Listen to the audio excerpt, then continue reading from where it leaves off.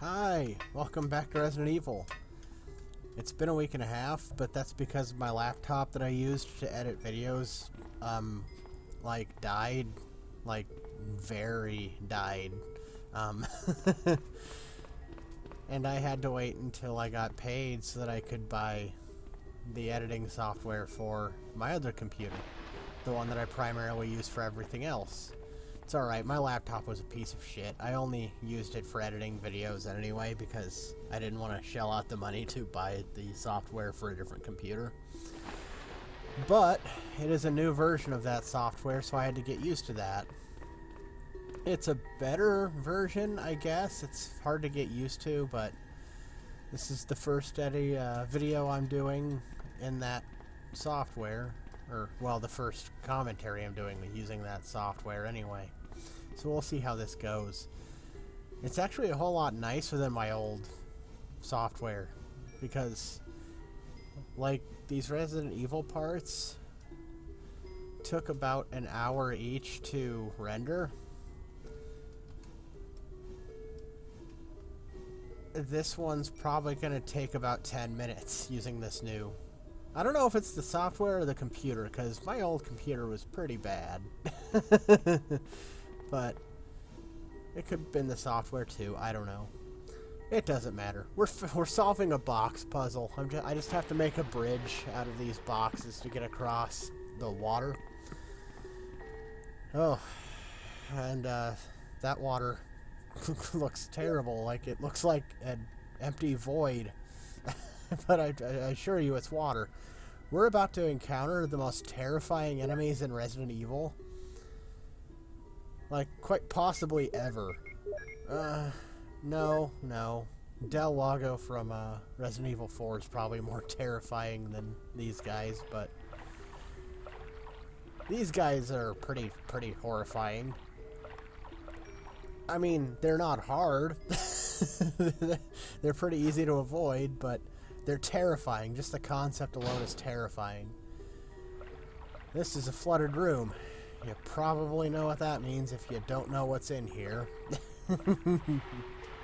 What do you think a company like Umbrella would do that needs an aquarium?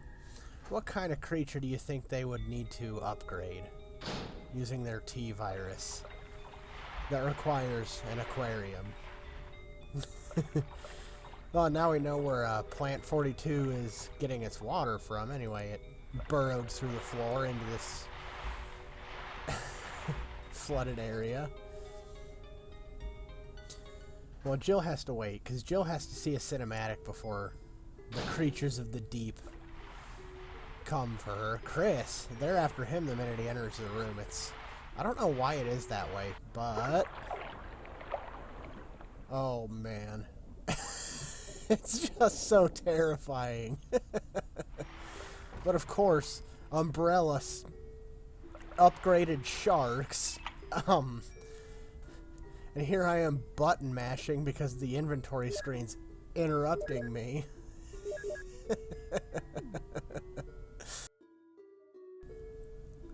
Sorry, I coughed. See what I mean, though? Because we're about to take care of those sharks. They're really easy to dodge. Like, they're not the hardest enemies in the game. In terms of pure game mechanics, they're not the most terrifying. It's just the idea of these mutant sharks.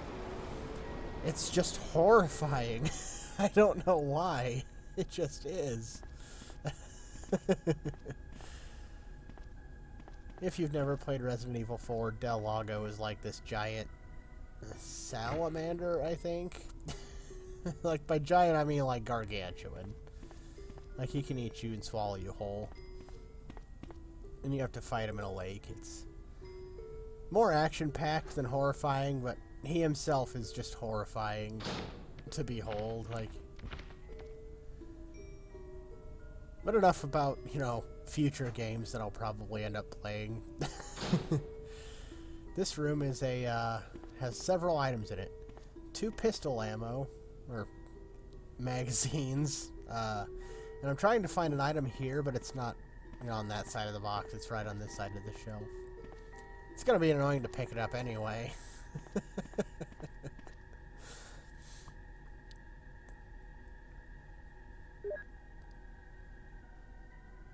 Man, though.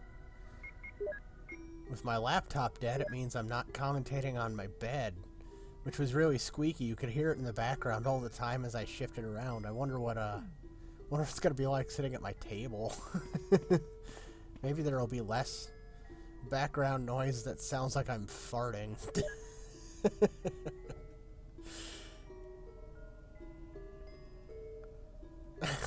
we picked up the dormitory key to the third door. I think that's what I was calling it last time. Dormitory 3 leads to the boss fight. More on that in a second. Because Jill's gonna give us a really keen observation pretty, as soon as yeah, here we go. Yeah, it appears to have cracked. You don't say! Jill, that's one hell of a crack. Like, there's no glass there anymore.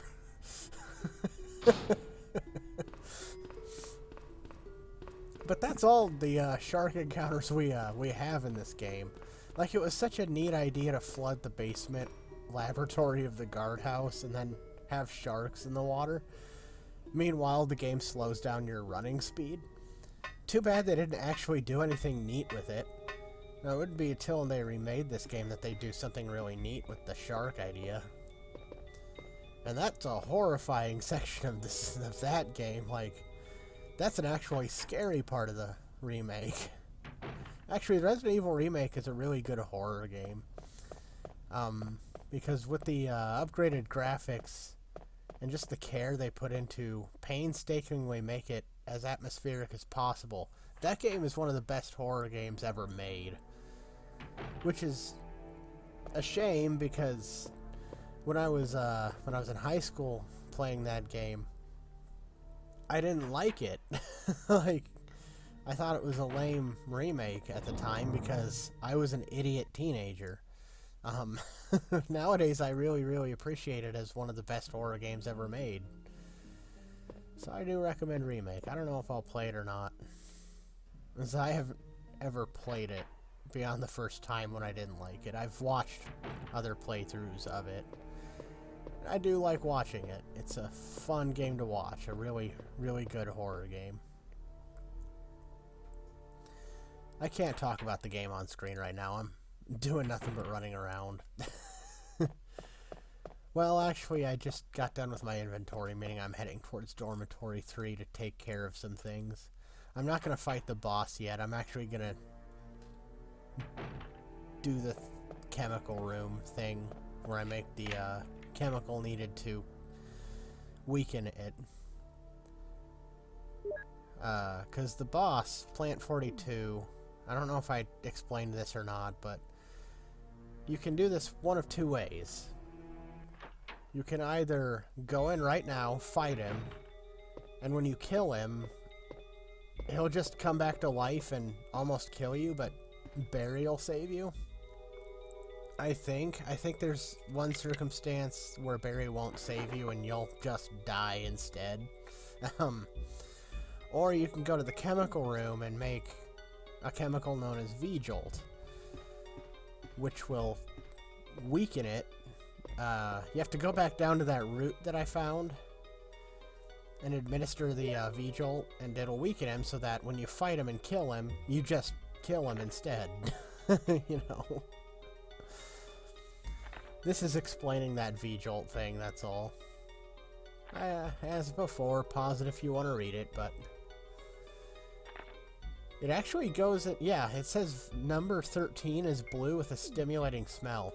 Now, this isn't true of it, but this is what I used to think. Because you can make V-Jolt using 3 of the 4 bottles you're given. Meaning that you can make that blue one after you make the V-Jolt in the first place, because they give you 4 bottles. What I thought the stimulating smell note meant was it was just another full heal item that you could get, like a unique one, but that's not the case. I don't know why it says that it has a stimulating smell. Maybe it's a little bit of world building, you know, just some flavor text, I suppose. Here we go. Something that I wish that I would have gotten more use out of against Plant 42, but unfortunately, because I never used the bazooka before fighting Plant 42, it meant that I never emptied the gun of its explosive ammo. And you can't change ammo types. Like, you can't... Well, maybe you can reload it with the same type after shooting it, but you can't change ammo types until you fully use what's in it, and you can only load it up to 6 at a time. So, because I haven't used any of the 6 shots that are already in there, I have to use the explosive rounds first. Problem is, I forgot all about that. So I have to use the explosive rounds against Plant 42 before the fire rounds, and it's unfortunate, but it is what it is. So welcome to the chemistry room. Well, welcome back here anyway. We can actually do the thing here now. We couldn't pick up these bottles or check out the shelves before reading that book about V-Jolt. Now we can, though. Now we can. It's a it's a giant math problem. This is probably the best puzzle in the game, simply because you have to actually do math to do it, meaning you have to actually put some thought into it. Unless you have the entire thing memorized and know exactly what colors to do when, because the colors correspond to a certain number. And those math scratches on the other wall, you know, you just have to figure out those problems, figure out how to combine colors to get to those numbers. That's all you have to do. Water equals 1, red equals 2, I think green equals 4. And those are your bases. Those are the base numbers you get to work with. So it's all just one giant, essentially, algebra problem, I think. I think it counts as algebra. Maybe it's basic math and I'm just an idiot. I'm horrible at math, let me tell you. But yeah, it's that simple. You just have to use simple addition. You have to figure out which numbers you need and how to combine them is all. From what I understand, I don't remember ever doing this, but I don't know. I've never tried different combinations, but because it's chemistry, they actually went into detail of having some of these combinations like make toxic gas. From what I understand, so if you mix wrong chemicals, like, it's a bad thing. And there's an actual game effect for it. But I filled 2 of them with water at the beginning, because all we need is 3 at this point to add to the stimulating smelling blue. Stimulating smelling, that's a horrible...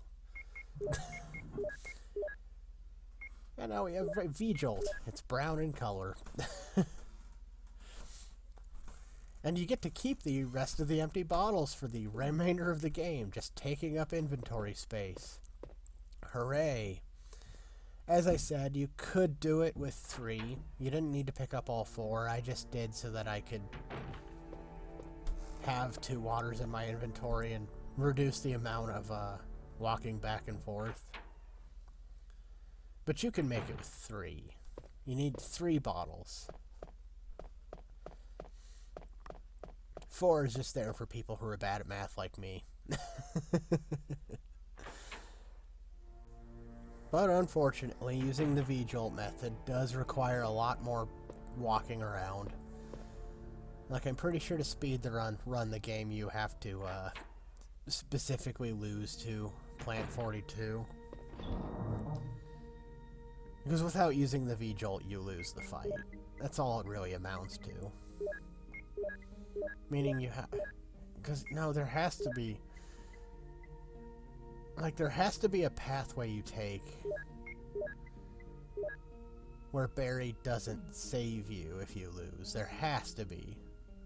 Like, or else what is the ultimate point I don't know. I don't know. Maybe I'm wrong, maybe I'm right. Maybe that spoils at least what endings that I didn't go for.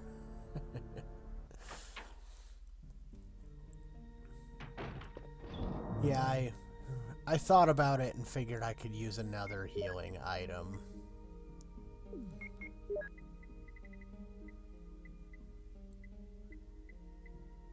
You know, I'm coming up to a boss fight, and Resident Evil 1 stands out from the others in that it doesn't have an automatic lock-on feature. Like, in future games, when you would press the button that readies your weapon, the character will automatically at least aim in the direction of an enemy, which is very helpful because it's annoying to try and fight some of these boss enemies or just some enemies in general with the slow turning that you do.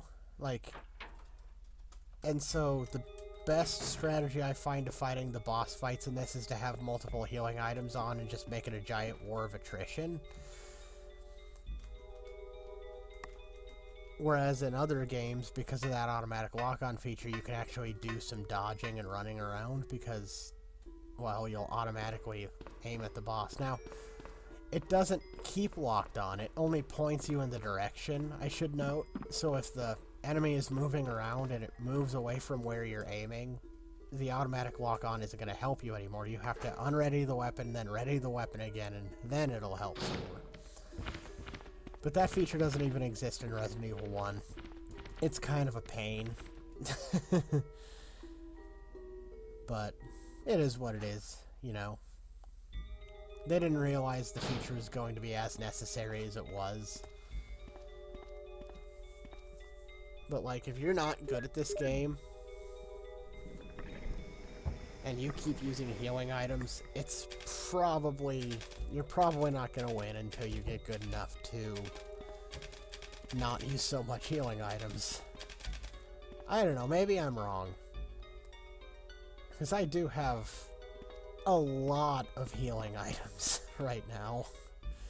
I promise you, though, we're now in the part of the game where I'm actually going to start using healing items. Because I'm not like the next best thing at this game. You know, I'm not some Resident Evil amazing player, I guess. This is the words I'm looking for. You know, I'm not some pro at this game. I am a casual player. Even though, you know, for what that term means, it might not look like it. I'm gonna start taking some hits from this point on. You know, this was never a perfect run.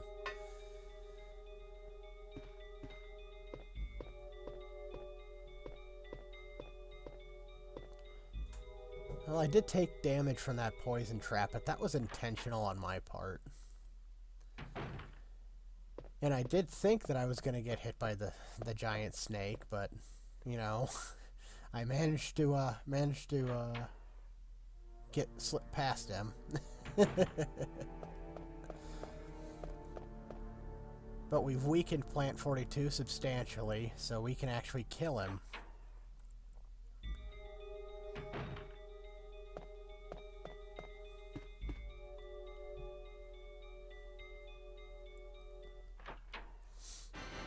Yep, the music starts, and here we have him. Plant 42. It's one of the weirdest looking plants. Like, what plant was it before they experimented with it? Now, here's what his strategy is, though. You might have seen... He's dropping an infinite supply of ceiling on your head. And he'll occasionally, like, swipe with his tentacles, and I thought I found the place where he couldn't hit you. But he just started to swing, and if I wouldn't have healed, I would have been dead for sure. And now I can reload with the flame rounds. Get got, bitch. See ya. Such a waste. Oh well, I have flame rounds for when the next group of enemies enters the mansion because we're heading back to the mansion now. With our reward as soon as I stop walking into walls. On, grab it. There we go. The helmet key. We finally have the helmet key. We can go back to the mansion and get the battery that will let us use that lift in the courtyard. We can also do the most important quest in the game. It's a side quest. You don't have to do it, but it is the most important quest in the game. Maybe even in any game ever.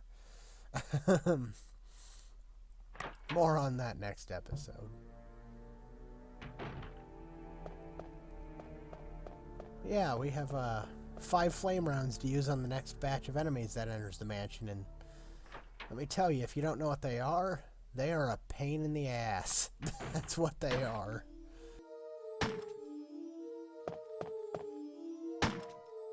Wesker! Jill, so you're safe. That's what I was going to say. Where on earth have you been? You disappeared from the hall all of a sudden. I'm sorry, but I have my reasons. Perhaps you guys have met them? It was all I could do to protect myself against those strange creatures. Is that right?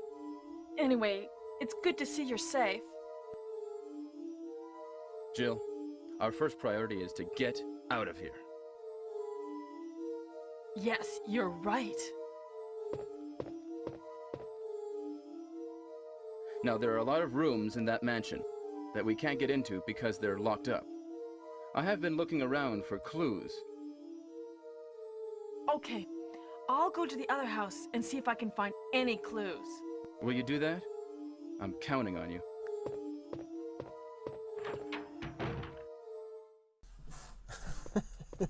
Where on earth have you been?